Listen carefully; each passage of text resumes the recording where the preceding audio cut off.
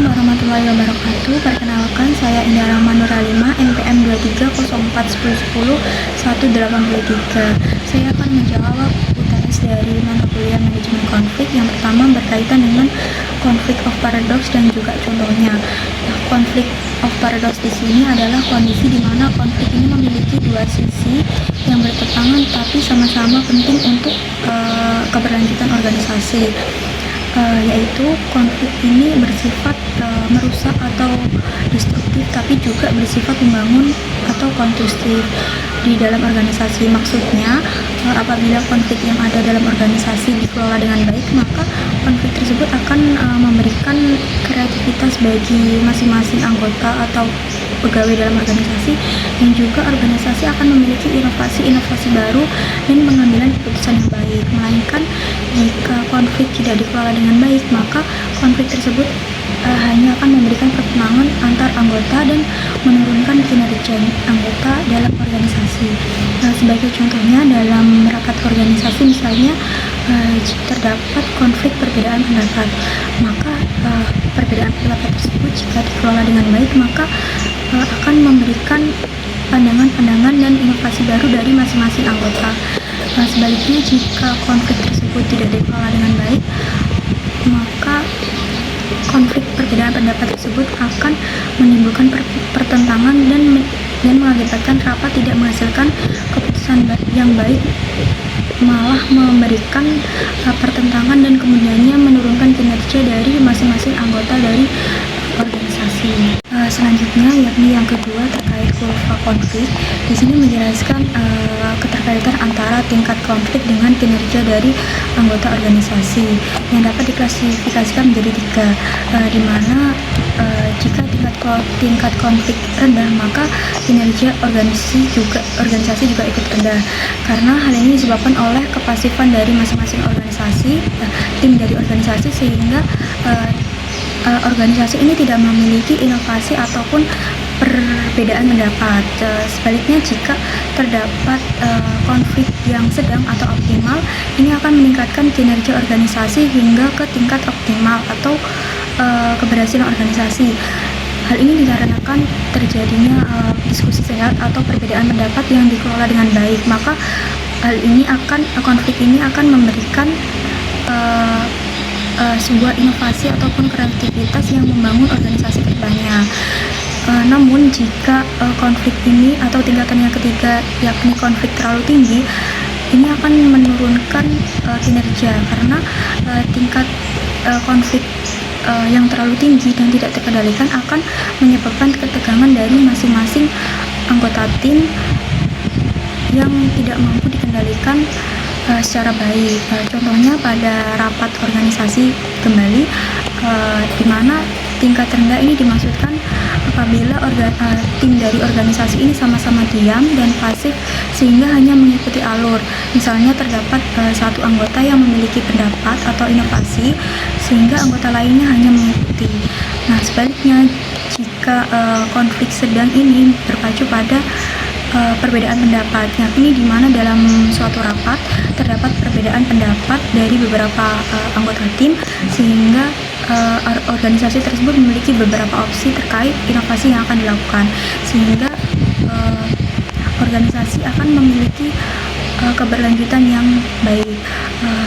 Sebaliknya, jika terdapat berbagai konflik yang tinggi dan tidak terkendalikan, maka yang terjadi bukan menemukan solusi terkait pendapat-pendapat yang ada, melainkan hanya menciptakan ketegangan dari berbagai anggota tim yang pada akhirnya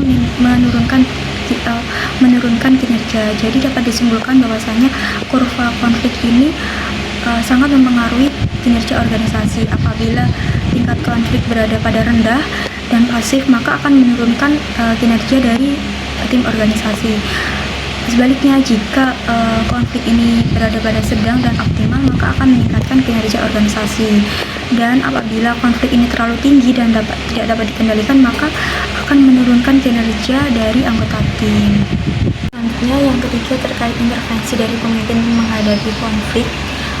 Ini berkaitan dengan peran pemimpin, yakni dalam pemimpin organisasi dalam mengatasi konflik yang ada. Pemimpin dituntut untuk membuat atau mengatasi konflik ini sehingga konflik ini berdampak positif untuk organisasi dan menghindari dampak negatif dari konflik yang merusak operasional dari organisasi. Intervensi pemimpin yang dapat dilakukan terdiri dari mediasi, kemudian klarifikasi, dan juga berfokus pada forum yang membuka diskusi terbuka dan juga berfokus pada solusi bukan ego masing-masing. Jadi di sini pemimpin itu berperan dalam penengah, kemudian juga menjelaskan apa saja masalah yang terjadi, kemudian membuka ruang diskusi yang terbuka sehingga setiap individu atau kelompok yang berkonflik ini kemudian dapat mengutarakan pendapat dan mengutarakan apa masalahnya. Kemudian pemimpin dari segi pemimpin melihat berfokus pada solusi yang ada sehingga pemimpin tidak memihak dari salah satu sisi. Sebagai contohnya, misalnya dalam suatu organisasi terdapat dua individu yang sedang berkonflik, maka sebagai intervensinya pemimpin dapat melakukan atau mengumpulkan dua individu tersebut dalam suatu forum atau suatu ruangan. Kemudian pemimpin menjadi penengah dari kedua sisi, dan pemimpin membuka diskusi bersama sehingga dari dua sisi yang sedang berkonflik dapat mengutarakan pendapat masing-masing dan pemimpin mendengarkan dari kedua sisi. Selain itu, pemimpin juga harus berfokus pada pencarian solusi bersama, misalnya pada pembagian tugas yang jelas sehingga tidak ada konflik atau kesalahpahaman di masa depan. Selanjutnya yang keempat terkait matriks resolusi konflik, yang dimana ini berbicara terkait kerangka dalam memahami gaya-gaya penanganan konflik yang didasarkan oleh keinginan terhadap diri sendiri dan juga tingkat keinginan terhadap orang lain. Yang pertama ada gaya bersaing, di mana seorang individu ini didominasi oleh tingkat keinginan memuaskan diri sendiri sehingga cenderung bertindak sesuai kemauan. Contohnya adalah seorang pemimpin yang mengambil keputusan yang menguntungkan diri sendiri sehingga tidak melihat bagaimana bawahannya akan berdampak selanjutnya. Kemudian yang kedua yakni menghindar, di mana individu ini memiliki tingkat untuk memuaskan diri sendiri yang rendah dan juga tingkat untuk memuaskan orang lain yang rendah, sehingga individu ini memilih untuk menghindari masalah. Contohnya yaitu ada seorang pegawai yang memilih untuk diam pada saat rapat untuk pemecahan masalah yang mana terdapat konflik perbedaan pendapat. Nah, individu ini memilih untuk diam dan mengikuti alur. Sedangkan yang ketiga dan yang keempat ini adalah kerjasama dan kolaborasi, di mana individu yang sedang berkonflik ini secara terbuka saling bersama-sama untuk mencari solusi, yaitu win-win solution.